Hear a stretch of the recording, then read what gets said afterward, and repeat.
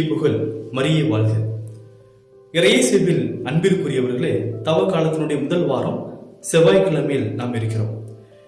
சில மாதங்களுக்கு முன்பாக செய்தித்தாளில் ஒரு கதை ஒன்றை படித்தேன்.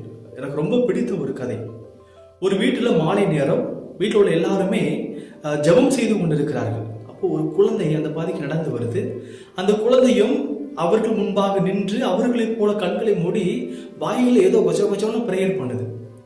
இப்போ எல்லா பிரேயர் முடிஞ்சதுக்கு அப்புறமாக இந்த வீட்டில் உள்ள பாட்டி அந்த குழந்தைகிட்ட போய், என்னம்மா பிரேயர் பண்ண, யாருக்காக ஜெபம் செஞ்ச அப்படின்னு சொல்லிட்டு அந்த குழந்தைகிட்ட கேட்குறாங்க. அந்த குழந்தை சொல்லிச்சு, சாமி நல்லா இருக்கணும்னு வேண்டினேன், இயேசு நல்லா இருக்கணும்னு நான் ஜெபம் செஞ்சேன் அப்படின்னு சொல்லிட்டு சொல்லிச்சாங்க. இயேசுவில் அன்பிற்குரியவர்களே, இன்னைக்கு சிந்தித்து பாருங்க. இன்னைக்கு ஜெபம் அப்படின்னாலே நம்ம என்ன யோசிக்கிறோம்? நிறைய நேரத்தில் நம்முடைய தேவைகளை மையமாக வைத்து, நம்முடைய தனிப்பட்ட தேவைகளையும் நம்ம உறவுகளுடைய தேவைகளை மையமாக வைத்து நம்முடைய ஜெபங்கள் அமைந்து இருக்கிறது. இன்னைக்கு இந்த குழந்தையுடைய மனநிலை யாருக்காவது வருமா?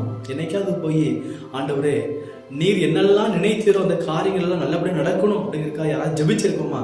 அல்லது ஆண்டவரே நீர் பெற்ற பாடுகளை எனக்கு தாரும், உம்முடைய பாடுகளை நானும் பெற்றுக்கொள்ள வேண்டும் என்று யாராவது ஜெபம் செய்திருக்கிறோமா? அன்பிற்குரிய ஜெபம் என்பது நம்மை சார்ந்ததாக மட்டும் இருக்கக்கூடாது. இறைவனையும் அயலாரையும் சார்ந்ததாக இருப்பதற்கு முயற்சி எடுப்போம்.